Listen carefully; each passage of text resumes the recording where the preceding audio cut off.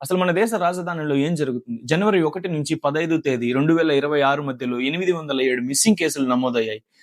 మన దేశ రాజధాని ఢిల్లీలో అత్యంత పటిష్టమైన భద్రత ఉండాల్సిన చోట ఇంతమంది మిస్ అవుతున్నారు. అసలు దీని వెనక ఎవరున్నారు? ఏ ఆర్గాన్ రాకెట్ ఉంది? ఏ హ్యూమన్ ట్రాఫికింగ్ ఉన్నదనేది ఇంతవరకు ఎవరికి ఆచూకీ లేదు. మనం 2 డేస్ నుంచి చూస్తున్నామంటే సోషల్ మీడియాలో హల్చల్ చేస్తుంది. ఇంతమంది మిస్సింగ్ అనేది. ఇది కేవలం 807 అనేది ఒక నెంబర్ కాదు.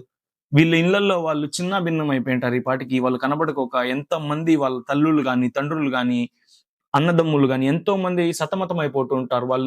వాళ్ళు ఉన్నారా? బతుకున్నారా? లేరా? ఉంటే ఎక్కడున్నారు? తిన్నారా? లేదా? ఇన్ని ఆలోచనలతో వాళ్ళ కుటుంబం చాలా దుఃఖపడిపోయి ఉంటారు ఈ పాటికి.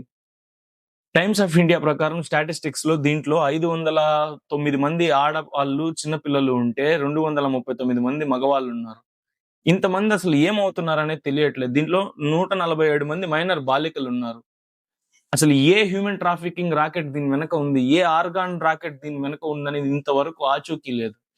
ఈ 807 మందిలో 235 మందిని రికవర్ చేశారు. వీళ్ళు ఎక్కడి నుంచి రికవర్ చేశారు అనేది న్యూస్ బయట రాలేదు. 235 మంది రికవర్ అయ్యారంటే ఏదో ఒక ఇన్సిడెంట్ వల్ల వీళ్ళు మిస్ అయ్యారా? లేకపోతే దీని వెనకాల ఎవరైనా ఇన్వాల్వ్ అయ్యారా అనేది సోషల్ మీడియాలో గాని ఎక్కడా లేదు. టైమ్స్ ఆఫ్ ఇండియాలో కూడా ఇంతమంది మిస్ అయ్యారు. సో అండ్ సో డేట్ నుంచి ఇంతవరకు అని ఉంది. అసలు ఏం జరుగుతుంది? కనీసం వీళ్ళకి ఎటువంటి రక్షణ కల్పించాలో కూడా తెలియట్లేదు. ఒకరికి ఇద్దరు మిస్ అయ్యారంటే ఏదో ఒక రకంగా 800 మంది మిస్ అయ్యారంటే ఏ రకమైన రక్షణ భద్రతా చర్యలు వీళ్ళపై తీసుకుంటారో తెలియట్లేదు. This is where we living in India.